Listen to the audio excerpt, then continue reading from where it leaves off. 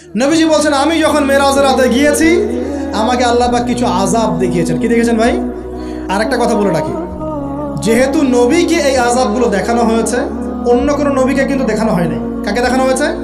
আমাদের নবীকে। তার মানে এই পাপগুলো এবং এই আযাব আমাদের উম্মতের মধ্যেই বেশি থাকবে এবং আপনার উম্মতের একটা অংশ এই আযাবগুলো ভোগ করবে। কি আযাব?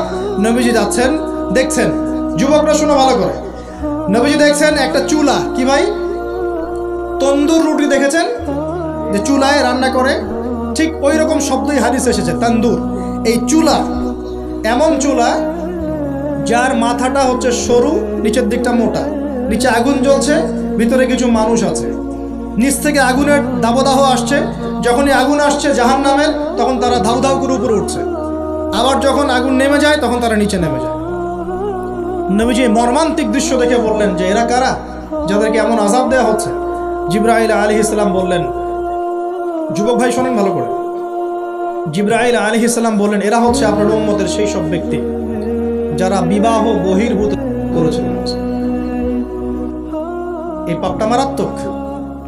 আল্লাহ পাক আমাদের সবাইকে পাপ থেকে ফিরে আসার তৌফিক দান করুন।